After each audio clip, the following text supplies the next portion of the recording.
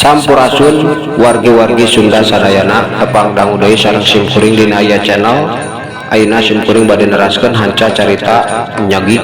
carios ieu karangan simkuring Pribados. Mangganya wargi-wargi Sunda sadayana anu tacan subscribe di subscribe heula nya channelna supados simkuringna dina medar ieu carios leuwih semangat deui sareng kaum dangu oge tiasa kahibur ku sadaya carios-carios anu bade dipidangkeun ku simkuring dina ieu channel. Mangga prung cuang kawitanan barang keur ngajanteng kitu teh kupra dihareupeun Mang Komod dua kenteng rag-ragan bari dibarengan ku ngadadak hujan anu keur badag gagebret teh dibarengan ku kilat ting cileger matak paur raat ngan matak rewas ke dirina edan nanahaonan eta kenteng teh jeung aneh kok ngadadak hujan teh raat padahal mah kacida dordarna hujan teh jeung gelap pabaur tapi barengan jeung ieu kenteng rag-rag ayeuna hujan ge raat aneh atawa buah pimilikeun aingnya buah aing datang ka eta gunung teh mata menang meuli buah bener di ditu aya harta karunnya ceuk Mang Komod dina hatena waktu eta ngageretes kitu bari neuteuk dua kenteng anu ngagoler geus pupus di hareupeunana dasar males lain mikiran kudu ngomekeun kenteng anu geus nyarenglen di mah teh balawocot malah dina waktu eta boga pamikiran kawas kitu nah benernya kudu init ayeuna atawa kumaha tapi aing teh tiris piraku kudu init bari cibreg kieu baju aduh si Sarmi nah tega-tega teuing sia teh ka aing aduh daeng ini teh kudu buka bekal atuh teu buka bekal ge baju kudu nu bener piraku aing kudu ini mau baju anu dipake hungkul bari basa kieu Sarmi buka panto teh Sarmi aing barek usaha hayu tapi wayahna da meureunna kudu gere tanaga aing teh kudu madak heula baju ge kudu ganti da tiris kudu mawa baju oge keur ganti sabab aing bakal ini jauh Sarmi buka heula ye buka pato wayahna buka sia teh hayang senang hirup teu ceuk Mang Komod waktu harita cocorowokan deui bae nyalukan pamajikanna atuh bi Sarmi jeung sarta anakna anu keur beberes nyingkah-nyingkahkeun parabot anu kahujanan teh curing hak mak kapan mak bapak kaos nama geus mikir hayang gawe cenah mak hayang gawe buka atuh panto teh karunya da tiris beureunan mak ceuk sarta waras-waras geus nyarita kitu bari neuteuk ka indungna mama geus terpercaya ujang geus terpercaya ngomong masuk kawas bener pegawai tarik jangan usaha tek jangan pegawaian hayang beunghar tapi kana ngomong kitu hayang beunghar di bawah tapi ngajedong bae ulah bisa kakitu deui ujang ulah bohong eta mah bohong ceuk bi Sarmi waktu harita nembalan gitu bari tetep bae leungeunna mah teu cicing pindah-pindahkeun barang sanajan butut oge kumanehna dicokotan dipindahkeun ka tempat anu teka hujanan. Sarmi bukan ceding itu sia teh ngadenge henteu dewek hayang asup tiris yo. Tiris atau sia teh bener-bener geus teu butuh aing deui. Lamun bener sia di waktu ayeuna nepi ka irau ge moal papanggih deui jeung aing. Sarmi ku aing ayeuna di hitungan nepikeun ka 3 lamun teu geuwat muka patok aing bakal indit salilana. Aing moal nepungan sia deui Sarmi 1 2 atuh bisa teh ti buburanjan langsung buka pantok sieun geuningan ari geus ngadenge ancaman mangkomod kitu mah kolotrak buka pantok barengan jeung mangkobod milang nepikeun ka 3 tah geuningan sia teh boga ari ka sieun mah kawas heueuh geus teu butuh ka aing. Otuh si mikir da aing lain teu hayang usaha keur mikir ngan cek aing ge kumaha Sarmi aing mah teu hayang gawe capek kawas batur hayang senang hayang nu gampang duitna loba jadi sabar heula Sarmi sabar ulah sok ketasopateun komo deui teu hayang narima deui aing teh sage sia lamun geus beunghar mah aing teh sia ge ieu senang Sarmi. Cek mang komod bari molotot mencerong karena beungeut Bisarmi anu molotot oge ka manehna teh duanana waktu harita ting polotot kawas rek ngabijilkeun mata maranehna. Ma bapak geus erak batur bapak era sok teu mikir deui aya mah dahar heula dahar ayo masak bae masak mumpung aya bener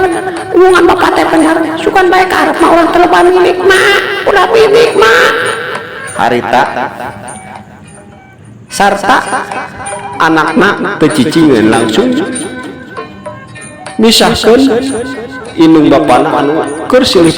pencerong molotot mata pikasieun leungeun Bisarmi teh kumanehna ditarik dibawa ka jero.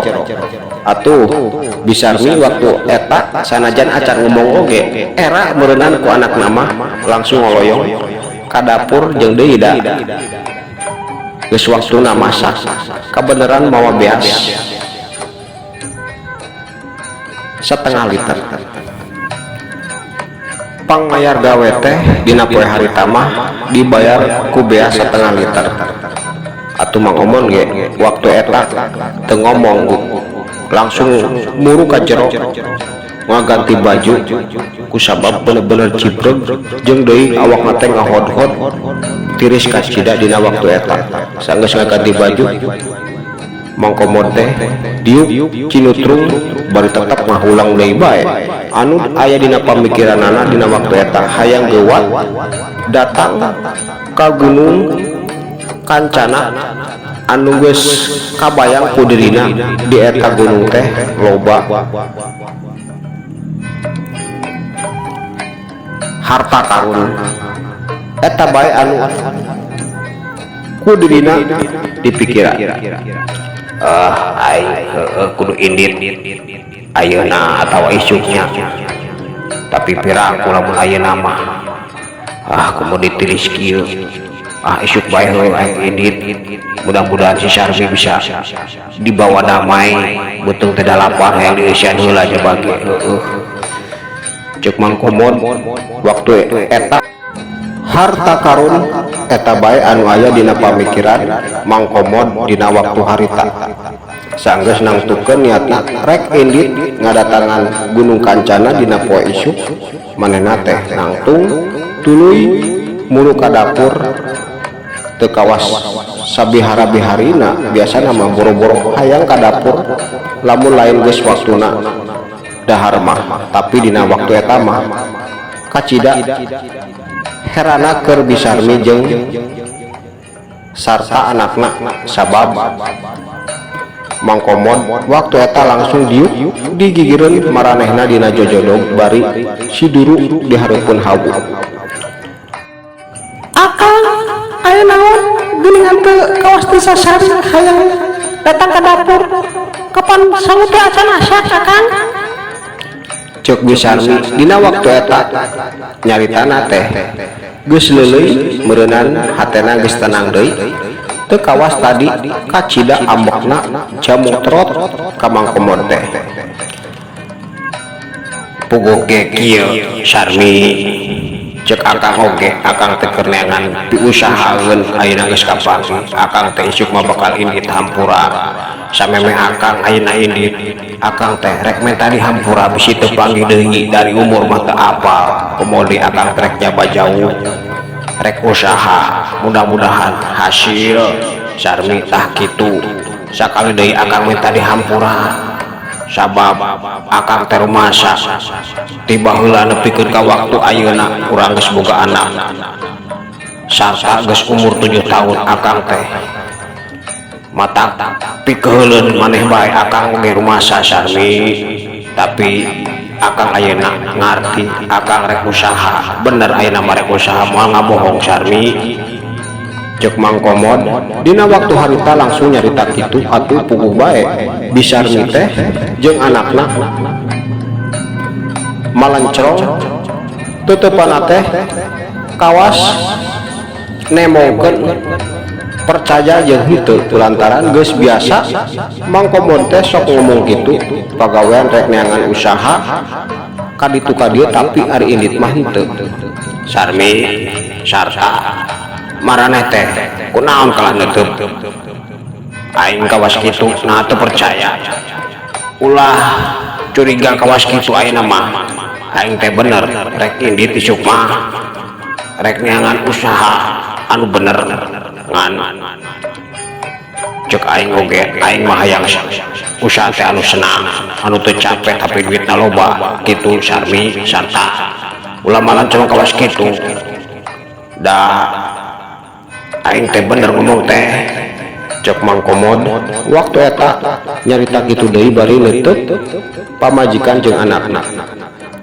nah bener akang reka mana usaha teh bener eta teh bener nya bapaknya nah bener lain ngan seukur ngomong kosong bae bapak kuing mah teu percaya bapak teu percaya bapak masuk kitu usaha tapi geuningan gimana tah waktu esuk geus ngegrek ngorok bae ngorok uning beukang ngelain cek anakna harita bari nyarengeh ngaheureuyan bapana maneh mah sok ngomong kitu sarta ulah disarwakeun ayeuna mah bener bapak teh rek indit doakeun bae isuk lamun teu bukti rek digebugan oge bapak barido bapak geus nekatkeun rek indit rek usaha cek Mang Komod waktu harita ngomong gitu deui ngayakinkeun anakna anu bener akang bener eta teh henteu ngan saukur ngan gede sumut hungkul ngomong usaha tapi tetep bae enggak mah teh cilut diuk lamun teh diuk sare bener eta teh akang bener harita Bisarmi nyelengkeung deui bae nanya kitu ka Mang Komod waktosna kabujeng seem cag urang tunda heula dupikeun ka dieu caritana kumahanya kapayuna Mang Komod jeung Bisarmi katut anakna nah bener Mang Komod teh bakal indit dina poe isukan cariosna insyaallah kusim kuring diteraskeun deui dina carios salajengna cag urang tunda dugikeun ka dieu sapunya repegat simpai paturai patepang deui mangga permios.